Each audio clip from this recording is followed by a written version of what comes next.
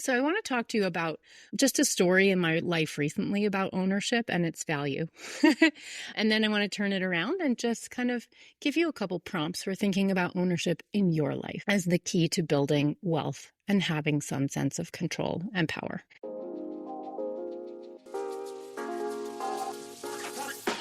Welcome to the Sunlight Tax Podcast.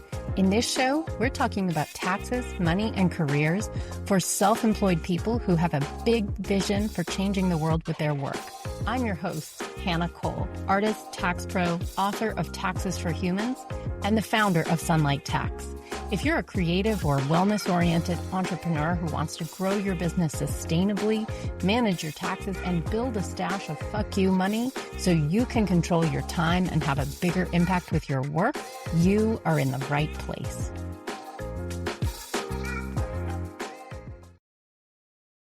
Hello, how are you today? I've been thinking a lot about the concept of ownership, partly because ownership versus labor has a huge advantage in the tax code. And when you get into personal finances, you learn that building wealth is about owning, right? So, most people work for a wage. Most people earn their income through, being paid for work that they do, doing labor, and saving that, income generated from that into ownership assets, right? Like index funds, stocks and bonds, investments. Could be a house, could even be something like a business, owning a business, right? Those are where you really generate wealth. So, and the tax code has a lot to say about this. And what you see when you're someone like me, sort of on a high level doing taxes, is that all the advantages or much of the advantage built into our tax system accrues to owners, right? It is the tax rates are lower on owning things than they are on labor, right? So tax rates for labor are between 0 and 37%. This could change with a new tax bill. That's a little up in the air at the moment, but it may be going up at teens on the high end. But basically between 0 and 37% tax on, earned income, in other words, labor, versus capital gains, which is the tax you pay on the gains from something you own, is 0 to 20%. And there's a little bit of detail around the net investment income tax. I won't bore you with that. It can bump a little higher, but basically 0 to 20%. Okay. So in other words, quite a bit lower. The other thing about capital gains is that the money you put into an investment, the money you use to buy that thing, it doesn't get taxed at all. The only thing that gets taxed is your profit. So you can have a loss, and in many situations, that's a tax advantage. And you only pay tax at all if you sell, when you sell, and then you only pay tax on gain, not on loss, right? So huge advantage in ownership. And I think for those of us who work for ourselves, those of us who are socialized female or just coming from a historically marginalized position in society, we don't get this message, right? So I want to talk to you about just a story in my life recently about ownership and its value. And then I want to turn it around and just kind of give you a couple prompts for thinking about ownership in your life as the key to building wealth and having some sense of control and power. All right. So as you probably know, if you've listened to this podcast before, you probably know that I have a book deal. I have been writing a book and a workbook called Taxes for Humans and Taxes for Humans, the workbook. And part of what I was really excited to get the opportunity to do was to put in the work of making some of the concepts that I teach all the time, think about all the time, actually doing the work of making them visual.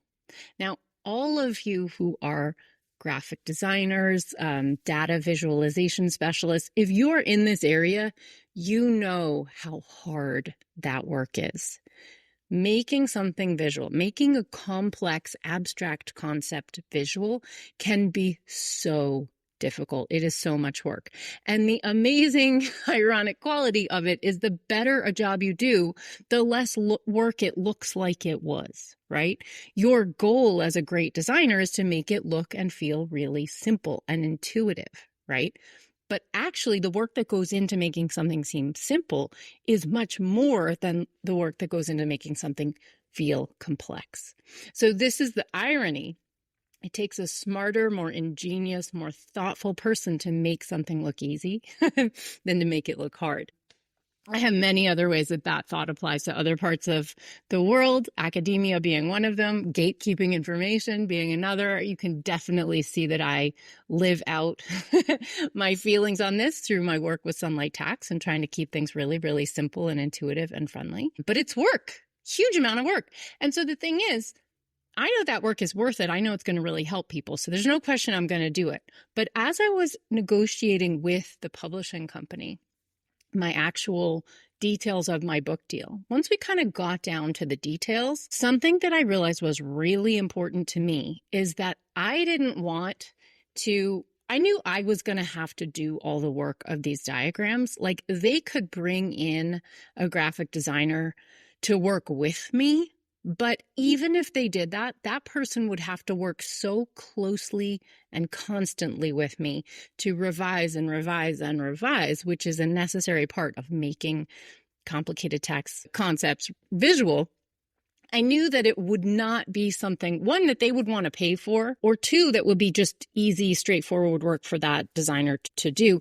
Also, I don't know that they would be capable of it, which is not a knock on some unknown designer at the publishing house. It's just, it's really hard work that's not for everyone, right? But I knew that I could do the work. So with all of that said, I thought, well, I'm going to be the one who has to do this work. It's going to take a ton of work and a ton of revision and a ton of thought. If I'm going to go through all of that, I want to own it, right? The thing about publishing a book is that you don't really own the content of the book. I don't technically on the legal side know where the line is on that, but I know that if I worked hard on these visuals, I would not inherently have the right to then use the visuals however I want, give them away, charge money for them, use them in my business for whatever purpose I want. And yet I was going to do the work of illustrating these principles that I talk about all the time.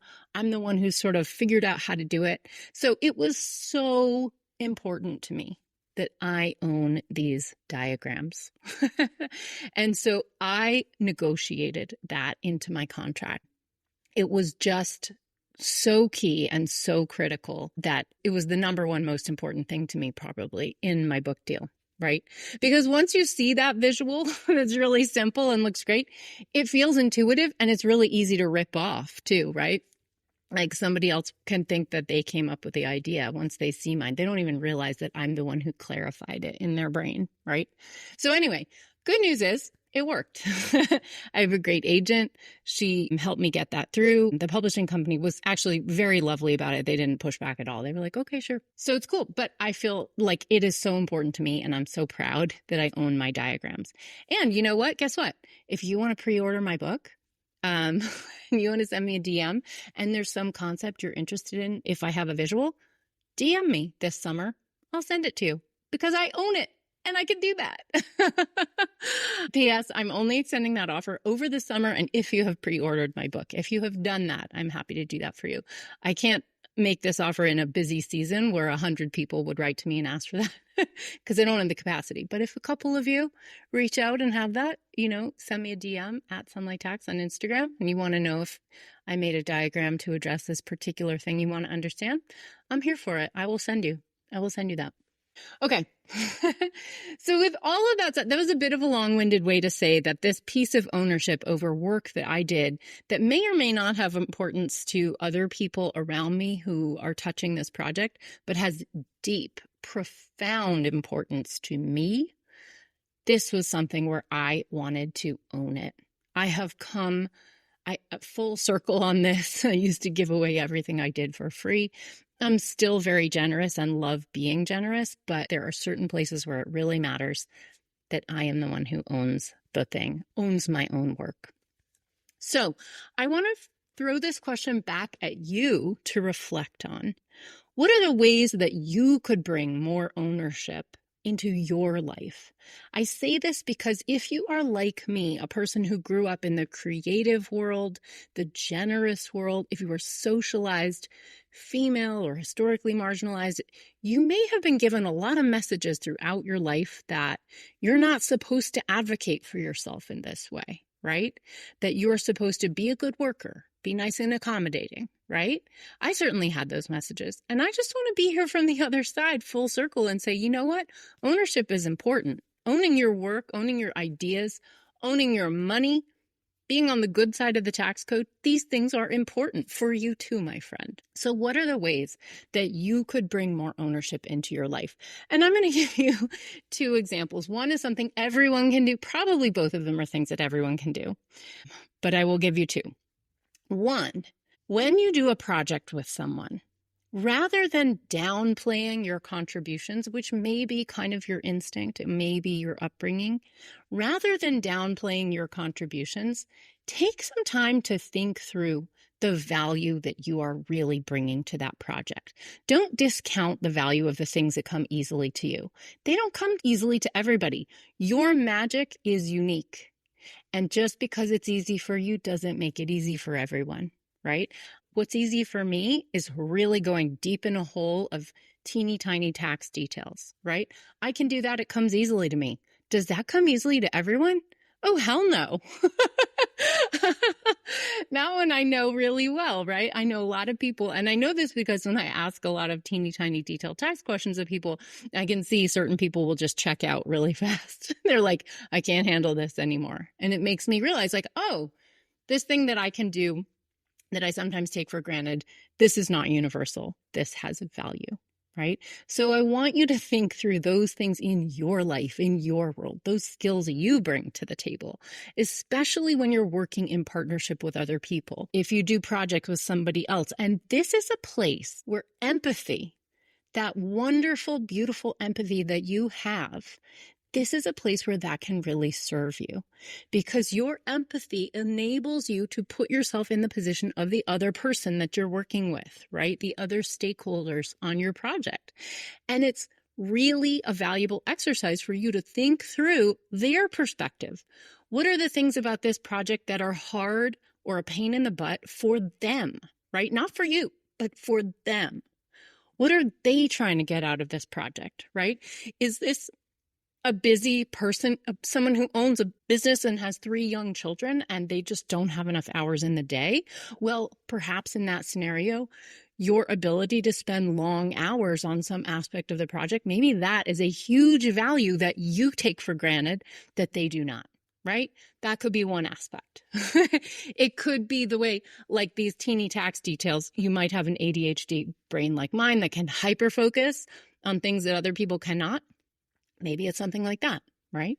So whatever it is, think through those values you bring and where the other person is valuing things that you might discount because they come easily to you, okay? This is just a good tip for negotiating in general, but it's also a really successful way of finding a win-win situation where both parties can get more than the sum total of the parts, okay? And also, I encourage you to think beyond hourly wage. If you're really making a profound contribution to an enterprise, to a venture, think about getting a profit share, right? Think about that ownership stake. Ownership has a lot of value, and I think people like us often don't advocate for it in the way that we really would be well served to. All right. Now, you might not have a project like this coming up. You might not be negotiating with someone in your future, whether it's a client, an employer, a partner. Though if you are, I hope that's helpful. For everybody else, another way that you can get ownership in your life is just by investing. So moving, whether you are, if you may be making, you're probably listening to this podcast because you are self-employed and you make your money from the sweat of your body, right? But moving whatever you can scrape together, whatever extra you have into investments, into, a basic diversified basket of index funds. That's not investment advice. It's just, it's what I do. Moving some money into some basic index funds, into investments. This is wise, right? This helps move your money into that side of the world, including that side of the tax code, where you get massive advantages and where your ownership means that your money starts earning money and not just your body. Ownership is where you can start making money without actually always having to work for it. All right. So I realize we're not going to all become millionaires overnight. This is not an overnight thing, but it is a little bit. I just want to come to you today with an attitude shift and start thinking more about ownership, both in your finances. So owning a business, owning investments, owning a percentage of a venture that you're in and not just being paid as a worker in it. And just expand your mind out into that concept a little bit. Sit with it. Sit with this week. Ask me questions. Send me DMs on Instagram if you want to talk about it. And I just want to give that to you as food for thought. And I hope it helps you. Also, if you're interested in chatting with me about any of the diagrams in my upcoming book or workbook, I invite you, oh my gosh, yes, to pre-order the book or workbook. If you're interested, you can find that at sunlighttax.com/book. Pre-orders are super helpful because they are my only shot at making any bestseller lists. They also tell bookstores that it's a good idea to stock this book. In other words, it helps this book actually reach more people, right? Because booksellers and my publisher look at the pre-orders and they determine from that how popular this book is going to be. So it is really helpful. It helps me and my little book succeed when you pre-order it. And for that reason, if you pre-order my book, you are on my team and I am here for you. And if you want a diagram, you want me to answer a question, you just send me a DM on Instagram at Sunlight Tax and I'll be here for you. All right. Think about ownership. Think about your value, even in the things that come easily to you. I hope that was helpful for you. I'm really curious to hear what you think about this episode, and I will talk to you next time. Bye. Thank you for listening. If you like the show, please be sure to subscribe, leave a review, and share it with a friend. It really helps. I'm so grateful. My tax guide, Taxes for Humans, is available for pre-order at sunlighttax.com/book. This podcast is for education and entertainment only. Nothing in this episode should be taken as individual tax or financial advice. You can find all the tools, books, and links I reference at sunlighttax.com/podcast.